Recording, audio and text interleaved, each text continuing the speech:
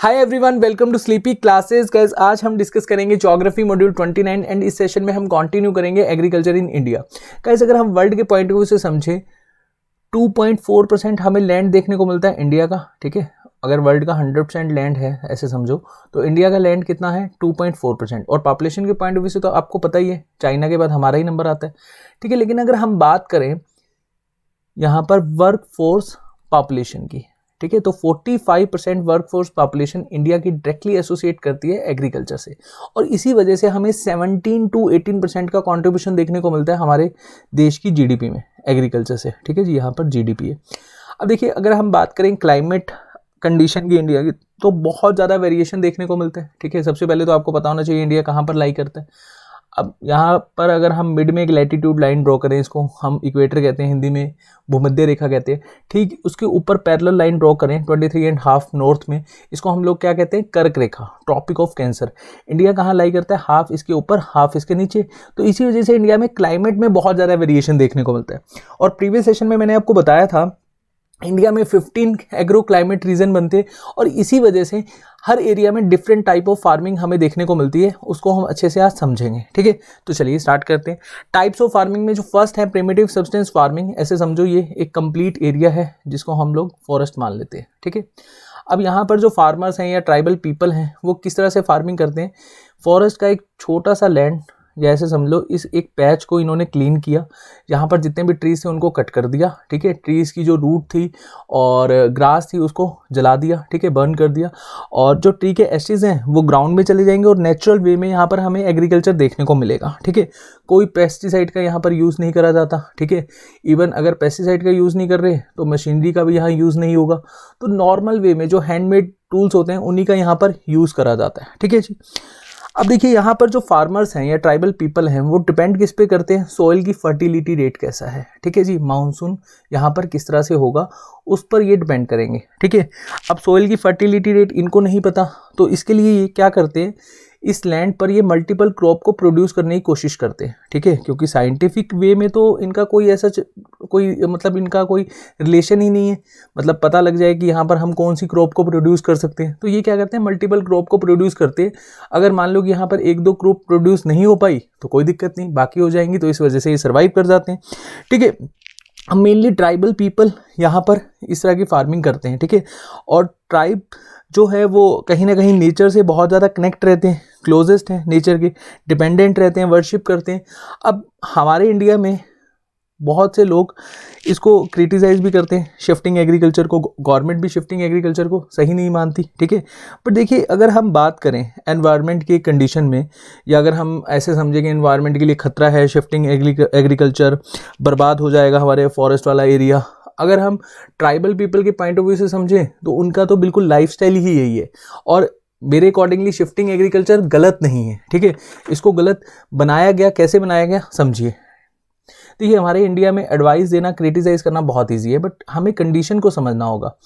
अब मैंने आपको मॉडर्न हिस्ट्री में बहुत अच्छे से समझाया था, 18th सेंचुरी के आसपास हमारे इंडिया में जब ब्रिटिशर्स ने रूल करना स्टार्ट किया था तो बहुत ज़्यादा यहाँ पर क्या होते थे, प्रोटेस्ट होते थे, जो ट्राइबल पीपल और एक तरह से मूवमेंट करते थे। ठीक है, और हमें एक ट्राइबल मूवमेंट्स देखने को मिले, मतलब ब्रिटिशर्स के एंगेस्ट। ठीक है, अब ये ट्राइबल मूवमेंट क्यों देखने को मिले, देखो यहाँ पर समझो। ट्राइबल पीपल क्या करते थे, ये पूरे फॉरेस्ट में एक पैच बनाया, इसको 3 से 4 साल तक इन्होंने यूज़ करा। जब फर्टिलिटी लो हुई तो इन्होंने दूसरा पैच बना दिया, फिर यहाँ पर इन्होंने एग्रीकल्चर किया 3 to 4 ईयर के लिए, फिर यहाँ पर फर्टिलिटी लो हुई तो इन्होंने दूसरा पैच बना दिया। ठीक है, इस तरह करते करते इन्होंने पूरे फॉरेस्ट लैंड पे 15 पैच बना दिए। ठीक है, अब हर पैच को ये 3 to 4 ईयर के लिए यूज़ कर रहे हैं, और इसके बाद क्या होता है, जब ये 15 पैच पूरे हो जाते हैं, मतलब फॉरेस्ट लैंड पूरा हो जाता है, तो ये फर्स्ट वाले पैच पे शिफ्ट हो जाते हैं। अब यहाँ पे फर्स्ट पैच पे क्या होता है, रिप्लेनिश्ड हमें देखने को मिलता है, मतलब जैसे पहले ट्री ग्रो कर रहे थे नेचुरली, वैसे ही यहाँ पर सेम सिचुएशन देखने को मिलती है, मतलब रीगेन्ड हो जाता है सारा का सारा। ठीक है, तो ये इस तरह से कॉन्टिन्यूटी में चलता रहता है, मतलब 1 patch to second patch, then 3rd 4th 5th 6th, इस तरह से चलता रहता है 15 पैच तक। अब ब्रिटिशर्स ने यहाँ पे रूल करना स्टार्ट करा, मुगल्स तक तो इन ट्राइबल पीपल को कोई दिक्कत नहीं हुई, कोई रोकने वाला नहीं था। अब ब्रिटिशर्स ने फॉरेस्ट पे आकर कब्जा मार लिया। ठीक है, मतलब कब्जा कर लिया। ठीक है, अगर हम नॉर्मल लैंग्वेज में समझे। अब ब्रिटिशर्स ने बोला ये फॉरेस्ट की जो लैंड है ये हमारे कब्जे में आती है, यहाँ पर आप इस तरह की शिफ्टिंग एग्रीकल्चर नहीं कर सकते। ट्राइबल पीपल ने विरोध किया, लेकिन आपको पता है ब्रिटिशर्स के पास पावर थी तो ये मूवमेंट सप्रेस्ड करा दिए गए, ठीक है। और ट्राइबल पीपल को एक छोटा सा एरिया दे दिया गया, ठीक है, फॉरेस्ट का। अब ये ट्राइबल पीपल उसी एरिया में क्या करते हैं, शिफ्टिंग एग्रीकल्चर करते हैं। और पहले ये करते थे 3 to 4 ईयर के लिए पैच बनाकर, अब ये कर रहे हैं 10 to 12 ईयर्स के लिए, मैक्सिमम लगा लो 15 ईयर्स के लिए, ठीक है। इससे क्या होता है, सॉइल की फर्टिलिटी बहुत ज़्यादा कम हो जाती है, ठीक है। और फॉरेस्ट एक्ट भी हमारा ब्रिटिशर्स के टाइम बना था 1927 के आसपास। देखो फॉरेस्ट हमारे लिए ज़रूरी है, लेकिन ट्राइबल पीपल बिल्कुल कनेक्ट रहते हैं फॉरेस्ट से और वर्शिप करते हैं, ठीक है, और फॉरेस्ट में रहते हैं। फॉरेस्ट में रहना आसान तो नहीं है, तो इनको अगर हम गलत कहेंगे और शिफ्टिंग एग्रीकल्चर को गलत कहेंगे वो भी ठीक नहीं है। तो कंडीशन हमें यहाँ पर समझनी होगी। कंडीशन क्या है कि यहाँ पर इनको जो एरिया दे दिया गया उस एरिया में इनके पास क्या हो गया, मतलब ये 10 to 15 ईयर्स के लिए इस एरिया को यूज़ कर रहे हैं, इस वजह से ये सॉइल की फर्टिलिटी लो हो गई, ठीक है। तो कंडीशन को यहाँ पर समझना, नेचर के अगेंस्ट कौन है तो आपको यहाँ पर समझ में आ जाएगा, ठीक है। अब इंडिया में और इंडिया के अगर हम बात करें अदर नेशंस में, ठीक है, वहाँ पर शिफ्टिंग एग्रीकल्चर को डिफरेंट नेम से जाना जाता है, ठीक है। ऐसे नेम्स डायरेक्टली एसएससी के क्वेश्चन पेपर में आपको देखने को मिलेंगे, जैसे जूमिंग हम कहते हैं नॉर्थ ईस्टर्न स्टेट्स में, लाइक असम, मेघालय, मिजोरम, नागालैंड। पमलाऊ हम कहते हैं मणिपुर में, दीपा बस्तर डिस्ट्रिक्ट ऑफ छत्तीसगढ़ और अंडमान एंड निकोबार आइलैंड में, ठीक है जी। धैया और बेवार कहा जाता है मध्य प्रदेश में, पोडू या पेंडा कहा जाता है आंध्र प्रदेश में, पम्मीदाबी कॉमन, बरिंगा कहा जाता है उड़ीसा में, कुमारी इन वेस्टर्न घाट, वेलर एंड बेल्टर कहा जाता है साउथर्न ईस्टर्न राजस्थान में, खिल कहा जाता है हिमालयन बेल्ट में, कुरवा कहा जाता है झारखंड में, ठीक है। ये सारे के सारे आपने याद रखने हैं, ठीक है जी।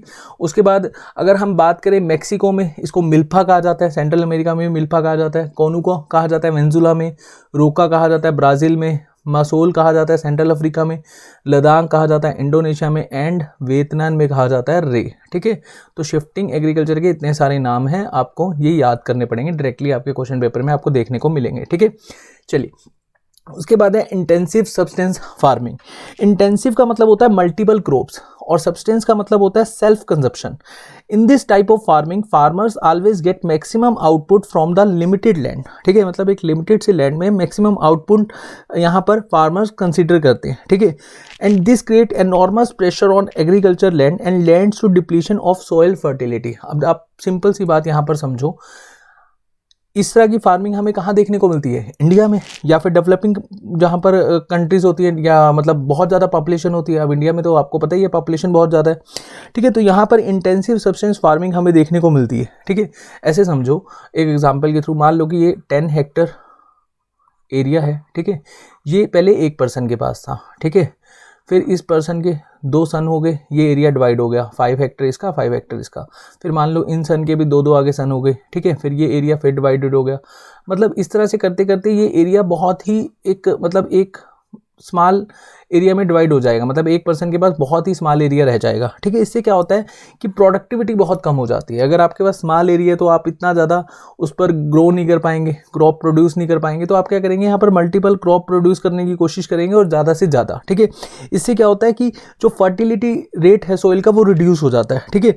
और साइंटिफिक आप यहाँ पर यूज़ नहीं करेंगे क्योंकि आप प्रेशराइज कर रहे हैं, मतलब लैंड को, और पेस्टिसाइड्स का बहुत ज़्यादा यूज़ कर रहे हैं, ठीक है।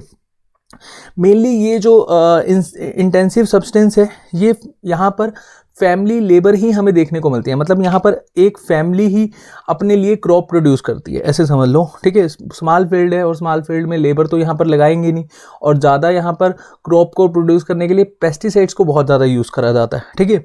अगर मैं एग्जांपल के तौर पे आपको समझाऊँ, मान लो कि अगर ये वीट को प्रोड्यूस करना चाहते हैं, अब वीट तो कब प्रोड्यूस होगी, पहले तो सबसे पहले टेम्परेचर यहाँ होना चाहिए 15 डिग्री सेल्सियस से नीचे या 15 डिग्री सेल्सियस के आसपास, ठीक है। तभी हरियाणा एंड पंजाब में आप कंसीडर कर सकते हो ना कि हमारा अक्टूबर के आसपास यहाँ पर प्लॉइंग करा जाता है वीट, और हार्वेस्ट करा जाता है मार्च के आसपास, ठीक है। तो वीट में तो कंडीशन है कि टेम्परेचर कम होना चाहिए, लेकिन ट्रॉपिकल क्रॉप में राइस को बहुत ज़्यादा ये प्रोड्यूस करने की कोशिश करते हैं। तो इंटेंसिव सब्सटेंस फार्मिंग हमारे इंडिया में हमें ज़्यादा देखने को मिलता है, ठीक है। तो इसका बेस्ट एग्जांपल क्या हो जाएगा, इंडिया, ठीक है। इसमें पेस्टिसाइड्स को बहुत ज़्यादा यूज़ करा जाता है। उसके बाद है प्लांटेशन एग्रीकल्चर। अब प्लांटेशन एग्रीकल्चर ये बेसिकली ब्रिटिशर्स ने इंट्रोड्यूस करा था 19th सेंचुरी में, ठीक है। इसको आप मार्केटिंग एग्रीकल्चर भी कह सकते हो। कैसे? अब मार्केटिंग एग्रीकल्चर हमने कहा, यहाँ पर समझो। देखो मेनली क्या होता है प्लांटिंग एग्रीकल्चर में, कैपिटल इंटेंसिव बहुत ज़्यादा होता है, ठीक है। कैपिटल इंटेंसिव होगा तो मतलब स्टार्टिंग में मान लो आपने एक लैंड ली, ठीक है, यहाँ पर आपने प्लांटेशन किया। प्लांटेशन किसका होता है? टी, कॉफ़ी स्पीसीज, कोकोनट, ठीक है जी। तो मेनली इसका आप यहाँ पर क्या कर रहे हो? प्लांटेशन कर रहे हो, टी, कॉफ़ी, कोकोनट का, ठीक है। अब यहाँ पर क्या होगा? इनिशियल कॉस्ट तो बहुत ज़्यादा आएगा, ठीक है। बाद में क्या होता है, मान लो कि यहाँ पे टी की जो हम जो प्रोडक्शन देखते हैं या फिर क्रॉप को देखते हैं, तो ये लीव्स को हम क्या करते हैं, यहाँ पर लीव जो अच्छी लीव्स होती है उनको हम मतलब ऐसे समझो कि कैपिटल इंटेंसिव ज़्यादा है, और कैपिटल इंटेंसिव की वजह से यहाँ पर रिटर्न भी हमें अच्छा मिलता है, ठीक है। अब यहाँ पर ये जो लेबर आपको देखने को मिल रही है, ये क्या करते हैं, ये अपने पीछे एक बैग को टांग लेते हैं, ठीक है। दो बैग होते हैं मेनली, एक होती है अच्छी लीव्स के लिए, एक होती है बुरी लीव्स के लिए, ठीक है। अब अच्छी लीव्स एक बैग में रख लेते हैं और बुरी लीव एक बैग में रख लेते हैं। यहाँ पर क्या होता है, वीट और जो हमारा राइस की तरह हमें एग्रीकल्चर नहीं देखने को मिलता। अब मान लो कि कहीं वीट की आपको एग्रीकल्चर देखने को मिल रहा है, तो उस समय क्या होता है, जब हार्वेस्टिंग के समय में पूरा का पूरा लैंड क्लियर कर दिया जाता है। लेकिन टी के केस में ऐसा नहीं है, यहाँ पर लीव्स को तोड़ लिया जाता है, ठीक है। उसके बाद फिर लीव्स द्वारा आ जाते हैं, तो मैं प्लांट को प्रॉपर वे में इसको ग्रो नहीं करा जाता एक टाइम में। मतलब जैसे मान लो कि आपने कैपिटल लगाया, प्लांट ग्रो हुआ और उसी से ही आपने काम चला लिया, ठीक है। लेकिन अगर हम दूसरे फार्मिंग की कंडीशन समझे, वीट और राइस की, उस समय हमें क्या करना पड़ता है, लैंड को क्लियर करना पड़ता है, ठीक है। तो इसमें इनिशियल कॉस्ट ज़्यादा है, टी में, कॉफ़ी में, ठीक है। और हमारा अगर हम बात करें कोकोनट में, ठीक है, इसमें इनिशियल कॉस्ट हमारा ज़्यादा आता है, ठीक है। और कौन सी लीव अच्छी है, कौन सी लीव बेकार है, ये यहाँ पर जो लेबर लगी होती है, और इसके लिए इंटेंसिव लेबर चाहिए, लेबर बहुत चाहिए, ठीक है। क्योंकि इससे हम जो हार्वेस्टिंग कर रहे हैं वो मशीनरी से नहीं कर सकते, हमें देखना पड़ता है कि कौन सी लीव हमारे लिए अच्छी है, कौन सी नहीं अच्छी, ठीक है। तो यहाँ पर एक तरह से लेबर का एक्सप्लॉयटेशन भी हमें देखने को मिलता है। आपने देखा भी होगा वेस्ट बंगाल में जब इलेक्शन थे, ठीक है, तो उस समय जो मेनली टू पार्टीज थी, टीएमसी एंड बीजेपी, वो अपने अपने जो मैनिफेस्टो होता है उसमें एक तरह से उन्होंने एक मतलब डिसीजन भी लिया था कि जो लेबर्स हैं उनको इनिशियल वेज इतना मिलना चाहिए, ठीक है। जो मैनिफेस्टो में ये कंसीडर करते हैं कि हम जीतने के बाद ऐसे करेंगे, ऐसे करेंगे, तो आपने देखा भी होगा, तो कंसीडर करा गया था जो लेबर का एक्सप्लॉयटेशन होता है वो कम से कम हो और उनको प्रॉपर एक वेज मिले, जितना वो काम कर रहे हैं एटलीस्ट उतना वेज तो वो उनको मिलना चाहिए, ठीक है। तो प्लांटेशन एग्रीकल्चर एक तरह का एक्सपोर्ट ओरिएंटेड एग्रीकल्चर भी है। मैंने भी आपको बताया मार्केटिंग है या कमर्शियल फार्मिंग भी आप इसको कंसीडर कर सकते हो। वैसे कमर्शियल फार्मिंग हम अलग से भी डिस्कस करेंगे, ठीक है। चलिए उसके बाद देखते हैं ड्राई एग्रीकल्चर। अब ड्राई एग्रीकल्चर क्या है, ये बेसिकली डिपेंड करता है agro climatic zone of India. मैंने आपको बताया था जहाँ पर प्रेसिपिटेशन 70 to 75 सेंटीमीटर के आसपास हो रहा है, वहाँ पर प्रेसिपिटेशन कम होगा, तो कहीं ना कहीं वहाँ क्रॉप्स वो प्रोड्यूस करी जाएंगी जहाँ पर इरिगेशन की ज़्यादा ज़रूरत ना पड़े। Got it. तो ड्राई एग्रीकल्चर इंडिया में कौन कौन सी कंडीशन में होता है, आपको मेनली देखने को मिलेगा हरियाणा में, सिरसा वाले रीजन में, ठीक है। जो हमारा वेस्टर्न पार्ट है राजस्थान का, वहाँ देखने को मिलेगा, ठीक है।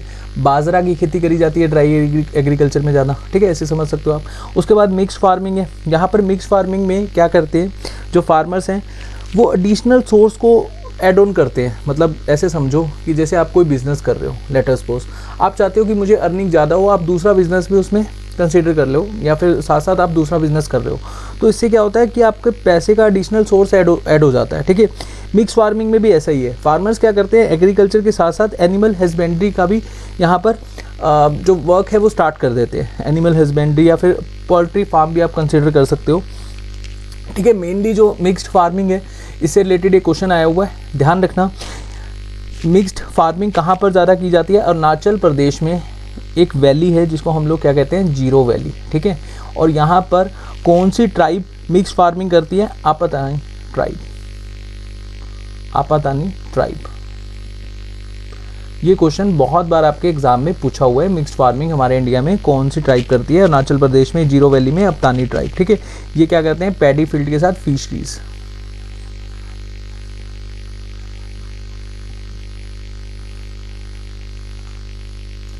ठीक है जी। उसके बाद नेक्स्ट है हमारा मल्टीपल एग्रीकल्चर। अब मल्टीपल एग्रीकल्चर में क्या होता है कि एक जगह पर एक से ज़्यादा क्रॉप को प्रोड्यूस करना, इसको हम लोग क्या कहते हैं, मल्टीपल एग्रीकल्चर। ठीक है जी। उसके बाद अगर हम बात करें कमर्शियल फार्मिंग की, देखो कमर्शियल फार्मिंग करी जाती है लार्ज स्केल में। अब इंडिया में ये 2-3 रीजन में ही ज़्यादा करी जाती है कमर्शियल फार्मिंग, जैसे हरियाणा हो गया, पंजाब हो गया, ठीक है, यहाँ पर मेनली कमर्शियल फार्मिंग करी जाती है। ठीक है। अब कमर्शियल फार्मिंग को मैं आपको एक एग्जांपल के थ्रू समझाता हूँ। मान लो कि यूएस का अगर हम एग्जांपल लें, ठीक है, यूएस में क्या है, एक लार्ज स्केल में हमें एक लैंड देखने को मिलेगा, ठीक है, और ऑब्वियसली यहाँ पर जो प्रेशर है पॉपुलेशन का वो भी कम है, क्योंकि पॉपुलेशन इतनी नहीं है जितनी इंडिया में, ठीक है, तो लैंड पर जो प्रेशर है पॉपुलेशन का वो कम है, ठीक है, और बहुत ही बड़ा ये लार्ज स्केल में आपको लैंड देखने को मिल रहा है। ठीक है। यहाँ पर फार्मर्स को क्रॉप को प्रोड्यूस करने के लिए जो गवर्नमेंट है वो यहाँ पर एक तरह से गवर्नमेंट डिसाइड करती है कि आपको 2-3 ईयर्स में एक ही क्रॉप को प्रोड्यूस करना है। अब यहाँ पर समझो एक बहुत बड़ा लैंड है, ठीक है, और इतनी ज़्यादा पॉपुलेशन है नहीं, ठीक है, और ये पेस्टिसाइड्स भी किसके थ्रू यहाँ पर पेस्टिसाइड्स को स्प्रेड करते हैं, ठीक है, प्लेन के थ्रू, ठीक है, प्लेन से ये पेस्टिसाइड करते हैं। और यहाँ पर क्योंकि लैंड बहुत बड़ा है, अब लैंड बहुत बड़ा है तो एग्रीकल्चर के पॉइंट ऑफ व्यू से अगर हम फार्मर्स अगर मतलब मान लो कि अपने हाथ से, जैसे हम पंप देखते हैं ना, पीछे पंप टांगा होता है, पेस्टिसाइड्स इस तरह से कर रहे होते हैं हमारे हरियाणा पंजाब में, या फिर आप चंडीगढ़ वाले रीजन में देखो, चंडीगढ़ में तो खैर इतने ज़्यादा हमारे फार्मिंग लैंड नहीं है, लेकिन अगर आप बात करो दिल्ली में, ठीक है, तो हरियाणा पंजाब में आपने डेफिनेटली देखा होगा, या फिर जहाँ पर भी आप रहते हो, तो फार्मर्स अपने हैंड से स्प्रेड करते हैं, ठीक है, जैसे पेस्टिसाइड्स वगैरह। ठीक है। अगर मान लो कि अमेरिका में इतने बड़े लैंड में पेस्टिसाइड डालेंगे तो 1 साल लग जाएगा, बहुत बड़ा लैंड होता है, ठीक है। अब यहाँ पर ह्यूज मशीनरीज़ का यूज़ करा जाता है, पेस्टिसाइड जब प्लेन से करा जा रहा है तो ऑब्वियसली मशीनरीज़ का यूज़ करा जाएगा प्लॉइंग और हार्वेस्टिंग के लिए। तो यहाँ पर क्या होता है, जो गवर्नमेंट है वो कहती है कि आपने इस लैंड पर ना एक ही क्रॉप को प्रोड्यूस करना है 2-3 सालों में, ठीक है, और इसके लिए हम आपको कंपेंसेट देंगे, ठीक है। अगर आप ज़्यादा क्रॉप को प्रोड्यूस कर दोगे, और अगर मान लो कि आपने राइस की यहाँ पर खेती करी, ठीक है, और राइस अगर मान लो कि प्रोडक्शन ज़्यादा होगी और आपने इसको इंटरनेशनल मार्केट में उतार दिया, तो राइस की जो वैल्यू है वो बहुत कम हो जाएगी, क्योंकि अगर ज़्यादा हमें राइस देखने को मिलेगा मार्केट में तो ऑब्वियसली वैल्यू कम हो जाएगी। इतना तो आप इकोनॉमिक्स में जानते ही होंगे, है ना। अब यहाँ पर WTO के कुछ नॉर्म्स हैं, उसके अकॉर्डिंगली चलना पड़ता है, ठीक है। तो यहाँ पर क्या होता है, अमेरिका जैसी कंट्रीज़ में गवर्नमेंट कंपनसेट करता है कि आपको 2-3 साल में एक ही क्रॉप को प्रोड्यूस करना है। अगर आपने क्रॉप ज़्यादा प्रोड्यूस कर दी तो ओशियन में ये क्रॉप्स को फेंक दिया जाता है, ठीक है। और अब आप कहेंगे कि सर ओशियन में फेंकने से अच्छा तो ये गरीब नेशन जो है अफ्रीकन नेशंस, इनको दे दिया जाए। अब अमेरिका फ्री में तो नहीं किसी को देगा, ऑब्वियसली कोई भी नहीं देगा, तो अमेरिका मेनली यहाँ पर ओशियन में थ्रो कर देता है जितना भी एग्रीकल्चर यहाँ पर मतलब जो क्रॉप को प्रोड्यूस करता है, और वो ज़्यादा हो जाता है वो यहाँ पर ओशियन में फेंक देता है, ठीक है, क्योंकि स्टोरेज कैपेसिटी भी लिमिटेड होती है एक नेशन के पास, ठीक है जी।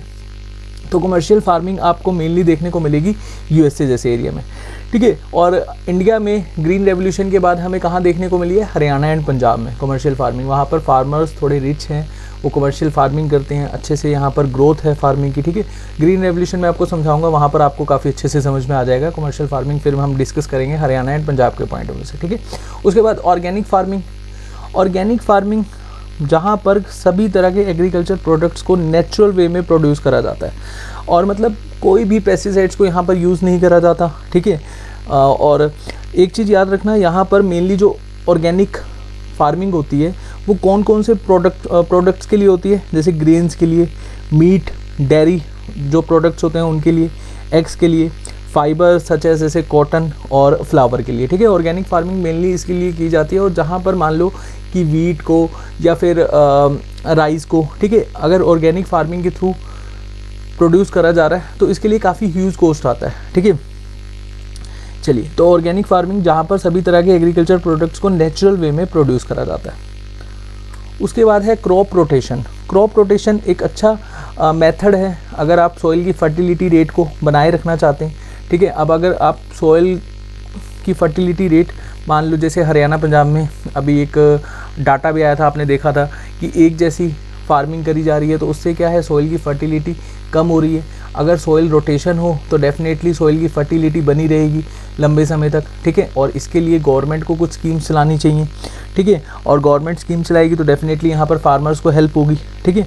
तो क्रॉप रोटेशन भी बहुत ज़रूरी है, ठीक है। उसके बाद टेरेस कल्टीवेशन अगर हम देखें, ये मेनली करा जाता है जो हिली एरियाज़ होते हैं। टेरेस कल्टीवेशन मैंने आपको बताया था, सॉइल इरोशन में भी इस तरह से जो हिमालय के जो एरियाज़ होते हैं वहाँ पर टेरेस बना दिए जाते हैं, ठीक है। और यहाँ पर प्लांटेशन क्रॉप्स को प्रोड्यूस करा जाता है, ठीक है जी।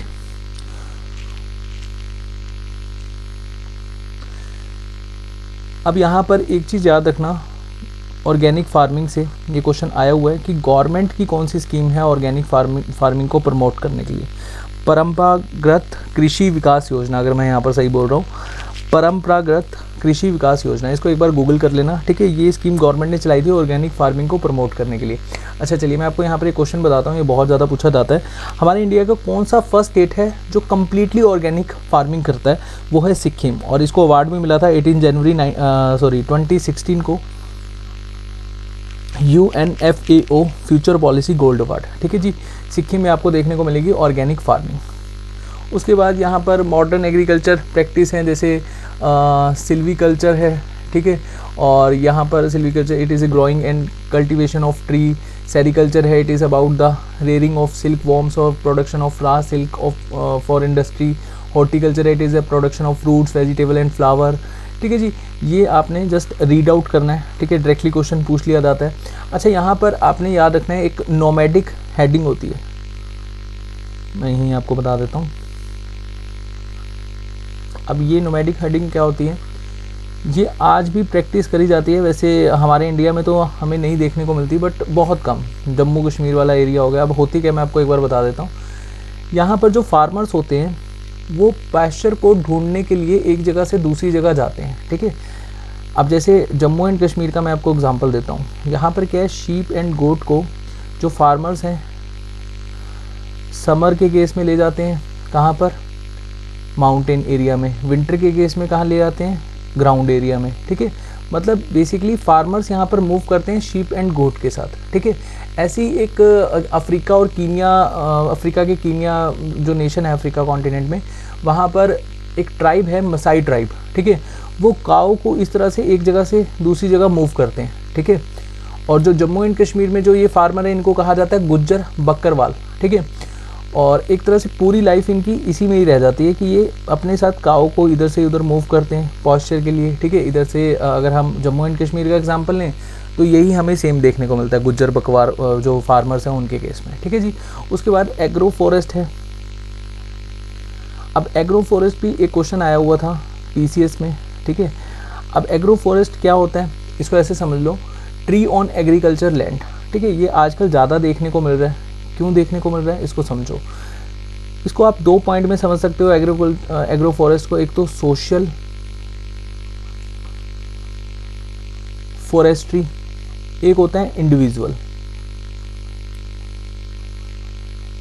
अब सोशल फॉरेस्ट्री और इंडिविजुअल में क्या फ़र्क है, देखो वो एरियाज जो टेम्पल्स के अंडर आते हैं, ठीक है। मान लो कि एक लैंड है, ये टेम्पल के अंडर आते हैं या फिर वक्फ बोर्ड के अंडर आते हैं, गुरुद्वारा के अंडर आते हैं, ठीक है।